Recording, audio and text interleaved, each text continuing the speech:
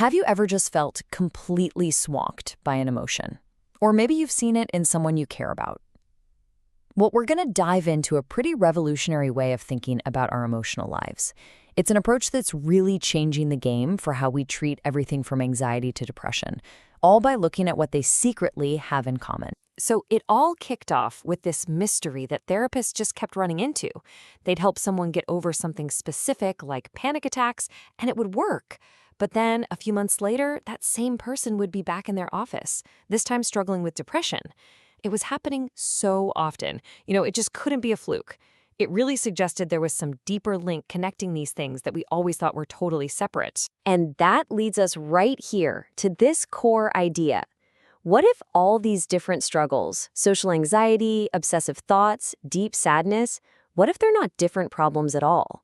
What if they're just different masks for the very same underlying issue, all powered by the same engine? Take a look at these four people. You've got Amira, a grad student who's just paralyzed by worry. There's Kevin, a lawyer having panic attacks on his way to work. Marco, a firefighter who's haunted by traumatic events. And Rachel, a mom who feels trapped by these compulsive rituals. I mean, on the surface, their lives and their problems could not look more different, right? And yet, what researchers found was that the fundamental mechanics, the how of their suffering, was basically identical. So what is this common root then? After looking at thousands upon thousands of cases, researchers finally nailed it down. It turns out that it doesn't really matter what the diagnosis is. All of these emotional disorders are driven by the exact same three core features. That's it, just three. It's kind of elegant, actually. And if you can get your head around these three things, you've pretty much cracked the code on this whole approach. Okay, first up, some of us are just, wired to feel things more strongly. Think of it like a biological dial for emotional sensitivity. And for some people, that dial is just turned up a little higher. Now, this is not a flaw. In fact, it's often a superpower. People who feel deeply can also experience incredible joy and profound empathy. So the intensity itself, that's not the real problem. Now, here's where the trouble really begins. It's not the emotion, it's our reaction to it. So that wave of anxiety or sadness hits, and what's the very first thought? It's usually something like, oh no, not this again, or I'm weak for feeling this, or I'm totally losing control. We instantly judge the feeling, and in that moment, we've just piled a whole second layer of suffering right on top of the original one. And that negative judgment leads directly to the final piece of this puzzle, avoidance. Because we've decided this emotion is bad or somehow dangerous, our gut instinct is to just make it go away. So we distract ourselves, we push the thought down, we start avoiding places or situations that might trigger it. We do basically anything we can to escape or control that unwanted feeling. Now here's the most important part. These three features, the intense feeling, the negative reaction, and the avoidance, they don't just exist separately. They lock together into this powerful self-feeding trap. It's what we call the emotional quicksand cycle. This little diagram shows you exactly how that trap works. It starts with an emotion that sparks a negative reaction, the judgment. That judgment then fuels your effort to avoid the feeling. Now here's the picker. For a minute, avoidance works. You get a little hit of relief. But in the long run, you're sending a really loud message to your brain. That feeling is dangerous, and you can't handle it. So guess what happens the next time it pops up? It's even stronger. The cycle gets worse. And this is just the perfect metaphor for it, isn't it?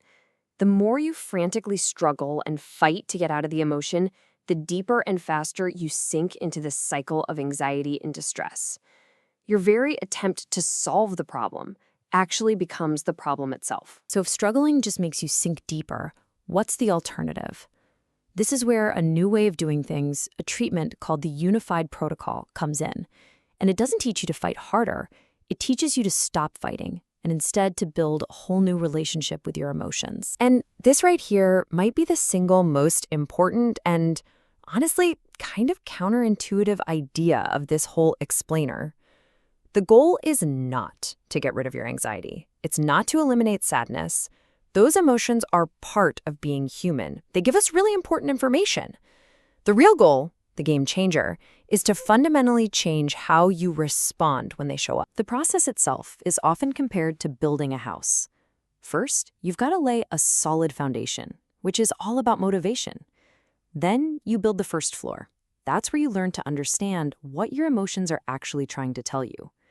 On the second floor, you develop what's called mindful awareness, which is just the skill of noticing your feelings without judging them. And then finally, on the top floor, you get to practice new, more flexible ways of thinking and acting when those feelings do arise.